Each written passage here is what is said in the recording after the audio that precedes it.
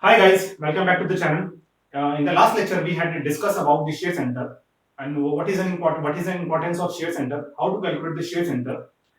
So basically, we discussed the thin wall open section. Okay, we discussed how to calculate shear center for a channel section, thin wall channel section. Okay, today we are going to discuss a problem in which we have to locate the position of shear center. Okay, so today I will be discussing about the today we are having this cross section which is edge section, thin walled edge section, thin walled open edge section. Okay, so we need to calculate the shear center for this section, and the purpose of calculating shear center is to apply we need to apply load at the shear center to avoid any twisting in this cross section. Okay, because as we have discussed, these type of cross sections are very susceptible to torsion. Okay, means they have very less resistance to torsion. Okay, so we need to calculate the shear center for this cross section, right? So before approaching to the problem how to calculate the shear center, basically we need to have an idea what will be the shear flow in this cross section. Okay, on that basis, because we need the equilibrium of moments. So for that we need to have the good idea of how the shear flow is taking place in this cross section. Okay, so here I will be discussing a cantilever beam. The cross section of the beam is the cross section of the beam is this section only, and applying the load P at the end, right? So the external shear which we are applying is P. Okay. Now the shear flow will be due to the internal shear. Okay. So if I at a distance of x, if at a distance of x, I cut the section. So the internal shear will generated at this point will be V, and this V must be equals to P for the equilibrium of this element for this segment, this portion you can say, right? So the as we know that at this cross section there is only what you can say that a net vertical force. Okay, there will be no horizontal force.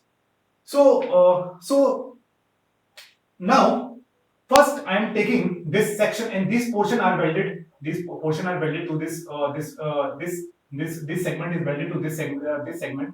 Okay, here also some welding is there. Okay, so now I need to calculate what will be my shear flow. Okay, so to calculate the shear flow, first I am taking this portion, this AB portion, right? So as we have discussed in the previous lecture, the shear flow will take place due to the horizontal due to the horizontal shear stress which is generated due to bending. Okay. So for this portion, let us this is our symmetrical axis over here. This is the symmetrical axis. Okay, about this axis, this axis, the cross section is symmetrical. So this will be one of our principal axis. Okay, let us denote it by xx, or you can say that this will be neutral axis. Neutral axis.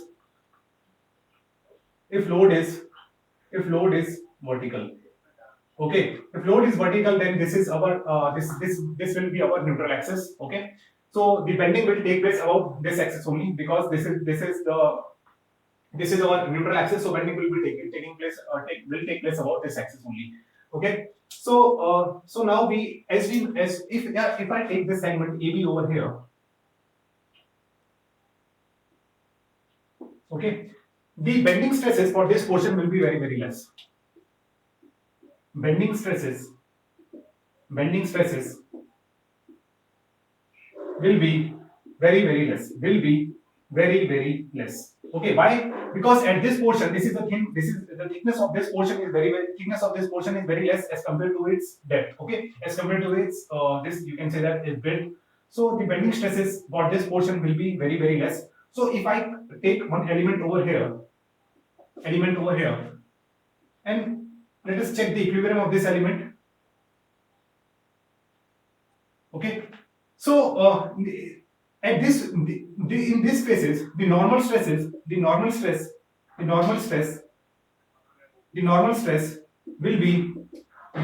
will be 0. Okay, not zero, it will be very small, because if I draw the stress distribution curve for this portion, the stress distribution curve, if you look at this portion, it will look like this. Okay, at the neutral axis, only this, at the neutral axis, the bending stresses are zero. Okay, and we have very thin cross section. Okay, so this segment is subjected to very less bending stresses due to very less normal stress due to bending. Okay, so these normal stress are very less. Okay, will be zero or very less. Okay, so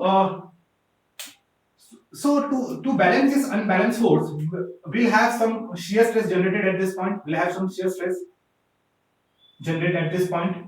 Okay, so this, if this normal stress is very less, then this shear stress will be zero. Okay, shear stress will be very less, or you can say that it will be zero. So at this segment D, for this segment, you can say that the shear flow will be zero. Okay, this is a one way to understand this. Other way is that the shear flow is nothing but tau equals to tau into V is our shear flow, which is equals to V into A y bar upon I. Okay. So for this segment, this is the thin member section. Okay. So this is, for this segment, the A y bar will be equals to zero, because this thickness is very small. This is 5 mm. Okay. So A y bar will be very less, which is generally we will take equal to zero. So our shear flow for this portion will be zero. Right. Now, what will be the direction of our vertical shear flow? Okay, because to balance this force, we need to have some force. Okay, horizontal shear flow will be zero. So now, to balance this force, we'll have some vertical shear flow in this direction. Okay, at this point it is very less, then increase. At neutral axis it will be maximum. Okay, and this is the same, the direction of the shear flow will be same again in this, same will be in this portion also. Okay, so the net, so we need to calculate what is the net force due to this shear flow at this segment and net shear flow due to this segment. Let us suppose the force, net force, or we'll draw some different diagram.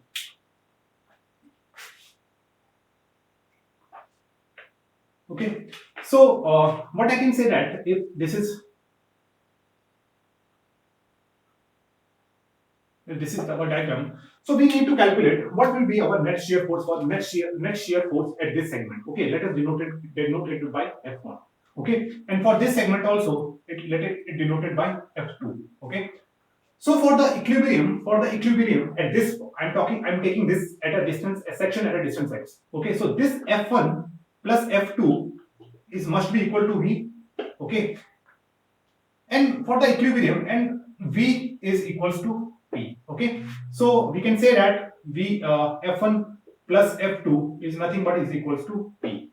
Now, as we have discussed in the last lecture, the resultant of this shear force must be passed through the shear center. So basically, we need to calculate the exact position where the resultant internal shear will act. Okay, so I'm assuming that this will be acting at this point. Okay, so we need to calculate this distance E to find the actual shear center, to find the location of the shear center. Okay, I'm assuming that the resultant of this force, which is V, is acting at a point at a distance E from this segment, from this portion. Okay, from this point, right?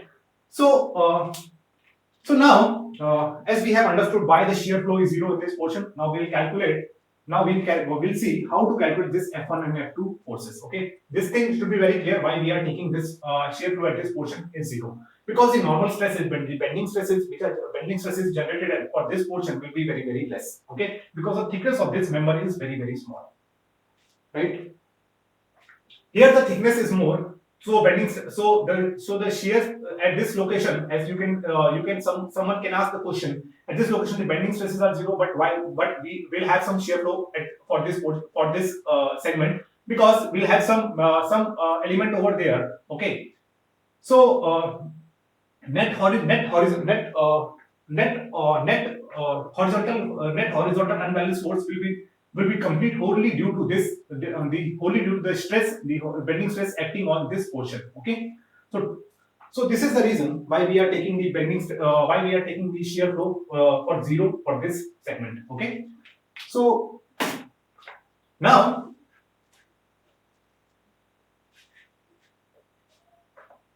as we know that for the segment as we know that for the segment where in which the shear flow, in which the shear force, external shear force is parallel to the segments. The shear force is parallel to the segments. There will have some parabolic distribution. Okay, so at neutral axis it will be Q max. It is noted by Q max. Okay, Q max 2. Okay. Similarly for this portion, this V is parallel to this segment, so the stress distribution will be again be parabolic. So it is nothing but Q max 1. Okay. Now our purpose is to calculate this Q max 1 and Q max 2. Okay. So Q max is nothing but tau max will be tau max into B, which is nothing but V into A into Y bar over में I into B. Okay, I upon में I. So moment of inertia we will calculate about this neutral axis. Okay, while calculating the moment of inertia we can neglect this segment because its moment of inertia will be very less because this is the thin member, the thickness is very small. Okay, so this is nothing but our Q max 1, right? So V is nothing but we can write V or P into A. How we need to what will be our A y bar? So at this portion, I need to consider, if I need to calculate the shear stress at this portion, I need to take the area of this portion. Okay, so it will be 200 into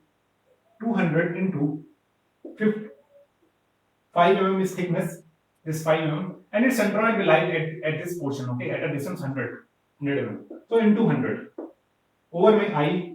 Okay, we do not need to calculate I V upon my I this thing because it will cancel. It will cancel out. Okay, so so Q max 1 is nothing but it will be equals to 200 into 5 into 100. Okay, it is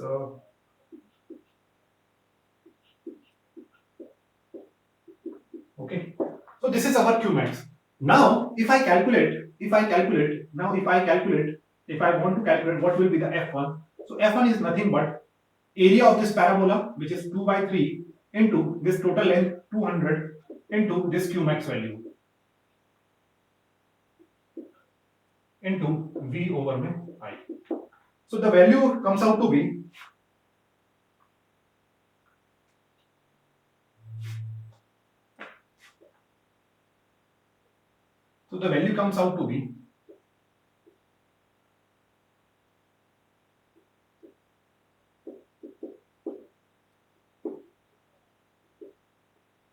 so this distance is 400. Okay, this distance is 400 because we need to calculate, we need to integrate this whole area, basically this whole so the complete distance is basically nothing but 400. So this is 400. So the value comes out to be 26.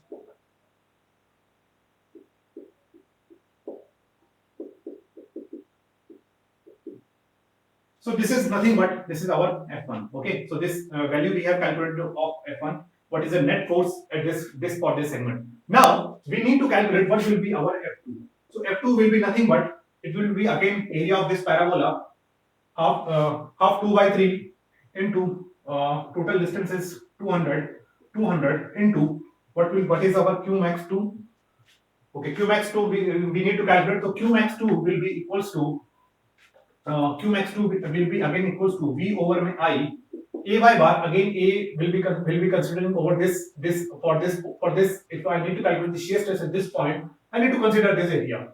So it will be nothing but 100 into 5 into 50. Okay, so it will be 100 into 5 into 50. So it comes out to be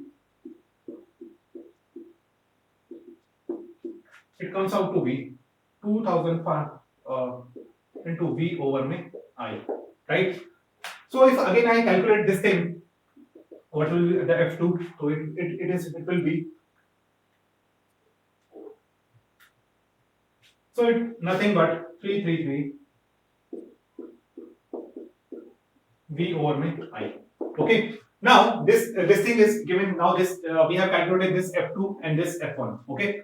Now we need to calculate. I'm assuming that these shear centers are locating at this point. Now we need to calculate what will be the what is our the location of the shear center. Okay. So for that, what I'm doing over here, I'm taking simply the moment about this point. Okay. This is the thing. This is the way you find the resultant, the net resultant. Okay.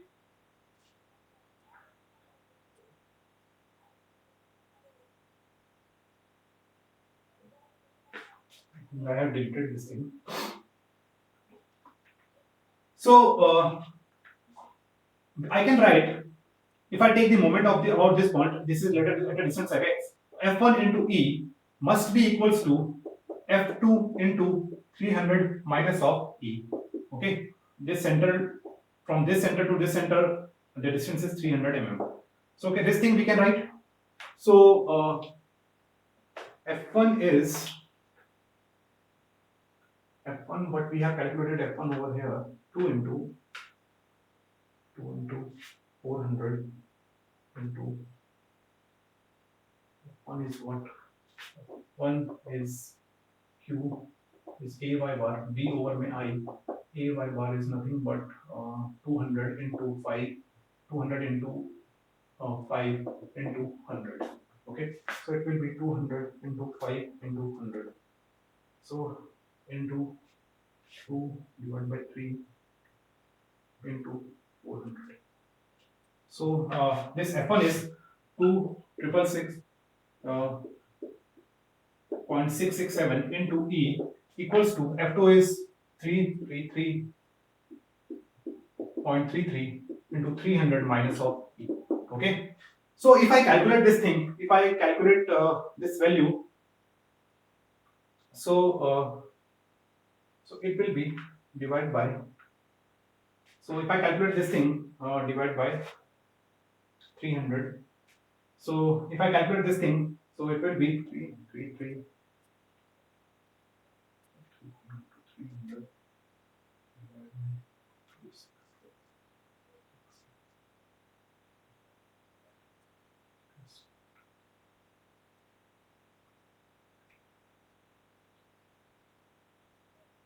So E comes out to be, if I solve this equation, E comes out to be 33.33 mm.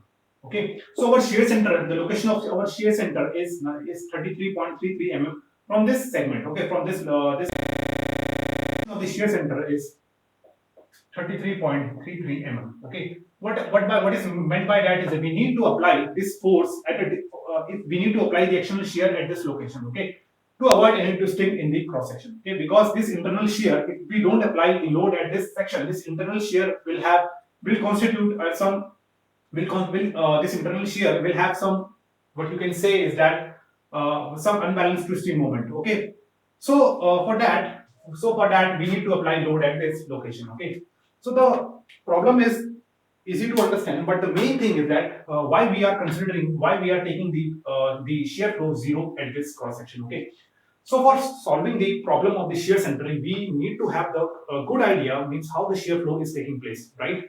So we need to know that at what portion the shear flow is 0, right? So this is a basic simple problem of the shear center. In the next lecture, we'll solve one or two more problems on this topic. Okay. So if you have any doubt regarding this, why we took the shear flow 0 at this cross section, so you can write in the comment section. Okay, guys. So thank you very much.